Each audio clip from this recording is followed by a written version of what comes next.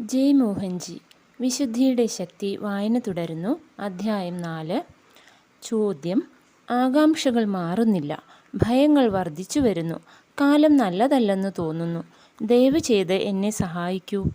ഉത്തരം: ഒരു സ്ഥിതിവിശേഷം തരണം ചെയ്യണമെങ്കിൽ അതിനെ പൂർണ്ണമായി മനസ്സിലാക്കേണ്ടത് അത്യാവശ്യമാണ്. നിങ്ങൾക്ക് മുന്നോട്ട് പോയേ കഴിയൂ. ഒരു സാമാന്യ മനുഷ്യജീവിതത്തെ ഞാൻ വിവരിക്കാം. ഒരു ആത്മാവ് ഒരു മനുഷ്യ ശരീരം എടുക്കുന്നു. ഈ കഥയിൽ ഒരു പുരുഷനായിട്ട് ജനിക്കുന്നു. ബാല്യം വിനോദങ്ങളിലും കളികളിലും മുഴുകി അനിയന്ത്രിതമായി സ്വർഗീയ അനുഭൂതിയിൽ ചെലവഴിക്കുന്നു. തൻ്റെ ശരിയായ അവസ്ഥയെക്കുറിച്ച് അയാൾക്ക് അറിയുകയില്ല. തൻ്റെ കഴിവുകൾ തെളിയിക്കുവാനും താൻ തൻ്റെ സുഹൃത്തുക്കളേക്കാൾ സമർത്ഥനാണെന്ന് കാണിക്കുവാനും അയാൾക്ക് വലിയ ആഗ്രഹമുണ്ട്. പിന്നീട് അയാൾ യൗവനത്തിലെത്തുന്നു. യൗവനത്തിൻ്റെ ആദ്യകാലം സമൂഹത്തിൽ അംഗീകാരവും സ്ഥാനവും നേടുവാനുള്ള സംഘർഷത്തിൻ്റേതാണ്. യൗവനാരംഭം അയാളെ ഒരുതരം അരക്ഷിതാവസ്ഥയിലാക്കുന്നു. ഇവിടെയുമല്ല അവിടെയുമല്ല. തനിക്കൊരു പ്രതിച്ഛായയും സ്ഥാനവും ഉണ്ടാക്കിയെടുക്കുവാനായി അയാൾ പാടുപെടുന്നു. തൻ്റെ പങ്കാളിയായി തൻ്റെ സ്വപ്നത്തിലുള്ള ഒരു പെൺകുട്ടിയെ സ്വന്തമാക്കുവാനും അതിയായ താൽപ്പര്യമുണ്ട്. വളരെ സമയവും പ്രവർത്തനശക്തിയും മനോരാജ്യത്തിലും ദിവാസ്വപ്നത്തിലുമായി ചെലവഴിക്കപ്പെടുന്നു. ജീവിതത്തിൻ്റെ എല്ലാ രംഗങ്ങളിലും തൻ്റെ യോഗ്യത തെളിയിക്കുവാനുള്ള ശ്രമത്തിലാണ് അയാൾ. പ്രായപൂർത്തിയാകുമ്പോൾ അയാൾ തനിക്കും തൻ്റെ കുടുംബത്തിനും ഒരു ജീവിതം രൂപപ്പെടുത്തുവാനുള്ള തിരക്കിലാണ്. പണം സമ്പാദിക്കുകയും കുട്ടികളെ പഠിപ്പിക്കുകയും സ്വന്തമായി ഒരു വീടുണ്ടാക്കുകയും വാർദ്ധക്യം സുരക്ഷിതമാക്കുകയും മറ്റും ചെയ്യുന്നതിൽ അയാൾ മുഴുകിയിരിക്കുകയുമാണ്. ഇന്നിനെ ആസ്വദിക്കുവാൻ മറന്നുകൊണ്ടും നാളെയെക്കുറിച്ച് ഉത്കണ്ഠയോടെയും ജീവിതം പടുത്തുയർത്തുവാൻ വേണ്ടി എല്ലായിടത്തും ഓടി നടക്കുന്നു. പ്രായം കൂടി വരുമ്പോൾ നിസ്സഹായതയും കോപവും ഇച്ഛാഭംഗവും കൂടി വരുന്നു. അയാൾ തൻ്റെ കുട്ടികളെക്കുറിച്ച് പ്രതീക്ഷകൾ വളർത്തുന്നു. തൻ്റെ പ്രതീക്ഷകളുടെ ചട്ടക്കൂടിന് അവർ യോജിക്കുന്നില്ലെങ്കിൽ അയാൾക്ക് മോഹഭംഗം സംഭവിക്കുന്നു. അയാൾ തളർന്നു പോകുന്നു. ചിലപ്പോൾ അയാൾ തൻ്റെ കുട്ടികളെ അതിലാളനയാൽ വഷളാക്കുന്നു. സന്ദർഭം വരുമ്പോൾ അവർ അയാളോട് നിന്ദാപൂർവം പെരുമാറുന്നു. പ്രതിഫലമായി സ്പഷ്ടമായ കാരുണ്യം പ്രതീക്ഷിച്ചുകൊണ്ട് അയാൾ അനുഷ്ഠാനപരമായി ദൈവാരാധന ചെയ്യുകയും ദൈവത്തെ സന്തോഷിപ്പിക്കുവാനായി തൻ്റെ സമ്പാദ്യത്തിൽ ഒരു ഭാഗം ദൈവത്തിന് കൊടുക്കുവാൻ സന്നദ്ധനാവുകയും ചെയ്യുന്നു. തുടർച്ചയായ സംഘർഷങ്ങളിലൂടെയും ആകാംക്ഷകളിലൂടെയും അയാൾ സ്വപ്നങ്ങളുടെയും പ്രതീക്ഷകളുടെയും ഒരു ലോകത്തിൽ ജീവിക്കുന്നു. വാർദ്ധക്യം. അയാൾ ജോലിയിൽ നിന്ന് വിരമിക്കുന്നു. ഇപ്പോൾ ജനങ്ങൾ അയാളെ അതുവരെ ചെയ്തിരുന്നത് പോലെ ബഹുമാനിക്കുന്നില്ല. അതിന് കാരണം അതുവരെ ഉണ്ടായിരുന്ന ബഹുമാനം അയാളുടെ ഔദ്യോഗികമോ സാമൂഹികമോ ആയ പദവി മൂലം കിട്ടിയതായിരുന്നു. സമൂഹത്തിനു വേണ്ടി ചെയ്ത നിസ്വാർത്ഥ സേവനം കൊണ്ട് ആയിരുന്നില്ല. ഇപ്പോൾ അയാൾ കഷ്ടപ്പെട്ട് താൻ നിർമ്മിച്ച വീട്ടിൽ കഴിഞ്ഞുകൂടുന്ന ഒരു നിസ്സാരനായി തീർന്നിരിക്കുന്നു. വീടും മക്കൾ ഏറ്റെടുത്തു കഴിഞ്ഞിരിക്കുന്നു. പലപ്പോഴും അയാൾ തൻ്റെ പേരക്കുട്ടികളെ പരിചരിക്കുവാൻ നിൽക്കുന്നവനോ മക്കൾ യാത്ര പോകുമ്പോൾ ഒരു വീട്ടുകാവൽക്കാരനോ മാത്രമായി തീരുന്നു. താൻ ദുർബലനായ ഒരു വിധേയൻ മാത്രമാണെന്ന് പലപ്പോഴും അയാൾക്ക് തോന്നുന്നു. അയാൾ ക്ഷീണിതനും നിസ്സഹായനുമാണ്. പണ്ടത്തെ പ്രതാപത്തിലേക്ക് തിരിച്ചെത്തുവാനും ബഹുമാനിക്കപ്പെടാനും അയാൾ ആഗ്രഹിക്കുന്നു. ബന്ധുക്കൾ തന്നെ ഒറ്റയ്ക്കാക്കി പോയെങ്കിലോ എന്നും താൻ വേണ്ടത്ര സംരക്ഷിക്കപ്പെടാതെ പോയെങ്കിലോ എന്നും അയാൾക്ക് ആശങ്കയുണ്ട്. പ്രയോജനമില്ലാത്ത ഒരു ഭാരം എന്ന നിലയ്ക്ക് ഏതെങ്കിലും വൃദ്ധസദനത്തിൽ താൻ ഉപേക്ഷിക്കപ്പെട്ടേക്കാം എന്നും ഭയപ്പെടുന്നു. ഉത്കണ്ഠകൾ അയാളെ ഭരിക്കുന്നു. നിശബ്ദമായി അയാൾ തൻ്റെ രോഗത്തെയും ശുശ്രൂഷിക്കുന്നു.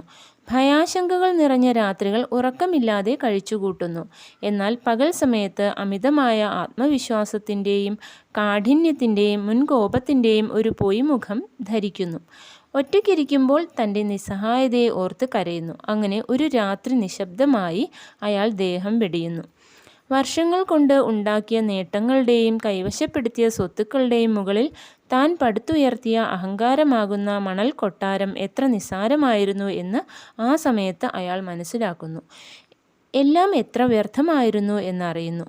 തൻ്റെ ആത്മാവുമായി താൻ ഒരു നിമിഷ നേരത്തേക്കെങ്കിലും ബന്ധപ്പെട്ടില്ല എന്നതിൽ അയാൾ പശ്ചാത്തപിച്ചില്ല.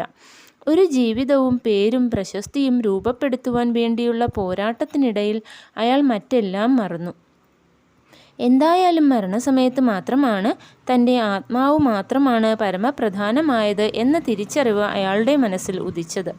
ആത്മാവാണ് അധികാരി, ആത്മാവാണ് മേധാവി. അയാൾ ഒരു ശരീരം എടുത്തത് തന്നെ ആത്മാവ് ഏറ്റെടുത്ത നിയോഗം പൂർത്തീകരിക്കുവാൻ വേണ്ടിയാണ്. എന്നാൽ അയാൾ ഒരിക്കലും ഈ നിയോഗം എന്തായിരുന്നു എന്ന് ആത്മപരിശോധനയ്ക്കോ അന്വേഷിക്കുവാനോ മുതിർന്നില്ല. ഇതെല്ലാം ജീവൻ ശരീരം വിടുന്ന നേരത്ത് വൈകിയുണ്ടായ തിരിച്ചറിവാണ്. തെറ്റ് തിരുത്തുവാൻ കഴിയാത്ത വിധം വളരെ വൈകിപ്പോയി. ഇത് ഒരു ശരാശരി മനുഷ്യൻ്റെ ജീവിതകഥയാണ്. ബോധമില്ലാത്ത താരുണ്യം, സ്വാർത്ഥബുദ്ധിയുള്ള യൗവനം, ആകാംക്ഷ നിറഞ്ഞ വാർദ്ധക്യം, നിശ്ചിതമായ മരണവും നിറവേറ്റപ്പെടാത്ത ആഗ്രഹങ്ങളും, മറ്റൊരു ഗർഭപാത്രത്തിൽ മറ്റൊരു ജനനവും, ഇടമുറിയാതെയുള്ള ജനനത്തിൻ്റെയും മരണത്തിൻ്റെയും ഒഴുക്ക്. ആത്മാവ് പരാതികളില്ലാതെ തുടരുന്നു. ഒരു 100 വർഷം കൂടി കഴിയുമ്പോൾ ഇന്ന് ജനിക്കുന്ന ഒരു കുഞ്ഞുപോലും ഈ ഭൂമിയിൽ ബാക്കിയുണ്ടായെന്ന് വരില്ല. തീർത്തും പുതിയ ഒരു കൂട്ടം ജനങ്ങളായിരിക്കും അന്ന് ഉണ്ടായിരിക്കുക. ഇതേ അനുഭൂതികളും വികാരങ്ങളും ഉള്ള വളരെയധികം ആത്മാക്കൾ നിങ്ങൾക്ക് മുമ്പ് ഈ ഭൂമിയിൽ സഞ്ചരിച്ചു. ഇനിയും വളരെയധികം ആത്മാക്കൾ നിങ്ങൾക്ക് ഇന്നുള്ള അതേ അനുഭൂതികളും വികാരങ്ങളുമായി നിങ്ങൾക്ക് ശേഷം ഈ ഭൂമിയിൽ സഞ്ചരിക്കും. ഈ ആപേക്ഷിക സാഹചര്യത്തിൽ നിങ്ങളുടെ പ്രാധാന്യം മനസ്സിലാക്കുക. ഇപ്പോൾ ആത്മപരിശോധനയ്ക്കുള്ള സമയമായി. മൂല്യവത്തായത് എന്തായിരുന്നു, അല്ലാത്തത് എന്തായിരുന്നു? ആത്മാവിൻ്റെ വീക്ഷണത്തിൽ നിന്നുകൊണ്ട് നിങ്ങളുടെ ജീവിതത്തെ നിരീക്ഷിക്കുക. നിങ്ങളുടെ ബന്ധുത്വങ്ങളെ മനസ്സിലാക്കാൻ ശ്രമിക്കുമ്പോഴും അവയെ നിങ്ങളുടെ ആത്മാവിൻ്റെ നിലപാടിൽ നിന്നുകൊണ്ട് കാണുക. എല്ലാ ബന്ധുത്വങ്ങളും ആപേക്ഷികതയോളം പ്രധാനമാണ്, അനിവാര്യതയുമാണ്. നിങ്ങൾ അങ്ങനെയാണോ, അതിന് അതീതനാണോ?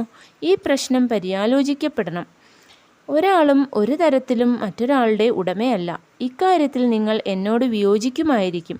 2 പേർ വിവാഹിതരായാലും അവർ അന്യോന്യം ഉടമയാകുന്നില്ല. അവരുടെ കാർമ്മിക വാസനകൾ ഒരുപോലെ ആയതുകൊണ്ട് അവർ ഒരുമിച്ചു എന്ന് മാത്രം. ഒരു വ്യക്തിക്ക് അടിസ്ഥാനപരമായി ഒരു വ്യക്തിത്വമുണ്ട്. അയാൾ സ്വതന്ത്രനായ ഒരു കാർമ്മിക ജീവിയാണ്. മറ്റുള്ളവരിൽ പ്രതീക്ഷകൾ സൂക്ഷിക്കുന്നത് കുറയ്ക്കുവാനായി ഇത് വ്യക്തമായി അറിഞ്ഞിരിക്കണം. ഒരാൾ നിങ്ങളുടെ പ്രതീക്ഷയ്ക്കനുസരിച്ച് കാര്യങ്ങൾ നിർവഹിക്കണമെങ്കിൽ നിങ്ങളുടെ ആഗ്രഹങ്ങളും അയാളുടെ കർമ്മപരിപാടിയും പൂർണ്ണമായി ഒത്തുവരണം. നിങ്ങളുടെ മാതാപിതാക്കളോ ഭാര്യയോ ഭർത്താവോ മകനോ മകളോ ആരായാലും ഇതേ നിയമം തന്നെ ബാധകമാണ്. ഇത് ഓർമ്മയുണ്ടായിരിക്കണം. ബൃഹത്തായ അസ്തിത്വത്തെക്കുറിച്ചുള്ള അവബോധം ആകാംക്ഷകളെ അകറ്റും. ആകാംക്ഷകൾ മനസ്സിൻ്റെ തലത്തിൽ മാത്രം ഉള്ളതാണ്. മനസ്സ് തൻ്റെ നിലനിൽപ്പിനു വേണ്ടി ഭയങ്ങളെ മുറുകെ പിടിക്കുന്നു. ആത്മാവിൻ്റെ തലത്തിൽ ഭയങ്ങളോ ആകാംക്ഷകളോ ഇല്ല. ആത്മാവിന് കുറ്റബോധവും ഇല്ല.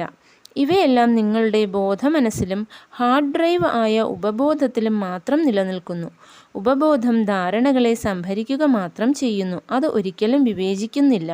നല്ല കാലവും കഷ്ടകാലവും പൊതുബോധത്തിൽ നിന്ന് ഉണ്ടാകുന്നു. ഒരു തലമുറ ഭയത്തിലും വിദ്വേഷത്തിലും കോപത്തിലും ജീവിക്കുമ്പോൾ അവർ ഏതെങ്കിലും തരത്തിൽ യാതനകളെ സ്വജീവിതത്തിലേക്ക് ക്ഷണിച്ചു വരുത്തുന്നു. ഒരു തലമുറ സ്നേഹത്തിലും സഹാനുഭൂതിയിലും ജീവിക്കുമ്പോൾ അവർ ആ യാഥാർത്ഥ്യത്തെ സൃഷ്ടിക്കുന്നു. അതുകൊണ്ട് കാലത്തെ പഴിക്കുന്നതിൽ കാര്യമില്ല. കാലം നാമെല്ലാം കൂടി പൊതുവായി ഉണ്ടാക്കുന്നതാണ്. സൃഷ്ടിയുടെ ആദ്യതലം ചിന്തയായതുകൊണ്ട് ഊർജം പുറത്തുവിടപ്പെടുന്നു. ചിന്തകൾ നിഷേധാത്മകമാണെങ്കിൽ അവ സമാന ചിന്തകളുമായി ഒത്തുചേർന്ന് ഒരു സംഭവമായി തീരുന്നു. ഇങ്ങനെയാണ് സംഭവങ്ങൾ രൂപപ്പെടുന്നത്. നിങ്ങൾക്ക് നന്മയെയും തിന്മയെയും കൈകാര്യം ചെയ്യേണ്ടതുണ്ട്. തന്നെ നിങ്ങളുടെ ശരീരമാകുന്ന ക്ഷേത്രത്തിൽ വസിക്കുന്ന ദൈവത്തെ, നിങ്ങളുടെ ആത്മാവിനെ തന്നെ വിശ്വസിക്കുക. പരമോന്നതമായ സത്തയിലും ദൈവത്തിലും അഥവാ പരമാത്മാവിലും വിശ്വാസമർപ്പിക്കുക. ഈ വിധത്തിലുള്ള വിശ്വാസം നിങ്ങളുടെ ആകാംക്ഷകളെയും ഭയങ്ങളെയും ശമിപ്പിക്കും. നിങ്ങൾക്ക് മനസ്സിനെ ഒരു ശൂന്യ അവസ്ഥയിൽ വിടുവാൻ കഴിയുകയില്ല. വിശ്വാസത്തെ പകരമായി വയ്ക്കണം. അതുകൊണ്ട് നിങ്ങളുടെ ശ്വാസത്തിൽ കൂടി ആത്മാവുമായി സമ്പർക്കം പുലർത്തുവാൻ തുടങ്ങുക. സാവധാനത്തിൽ ആന്തരികമായി ശ്രദ്ധ കേന്ദ്രീകരിക്കുക. പുറത്തുള്ള ശ്രദ്ധ എത്ര കുറയുന്നുവോ ആഗ്രഹങ്ങൾ അത്ര കുറയും, ആകാംക്ഷകളും കുറയും. ജയ് മോഹൻജി. Thank U.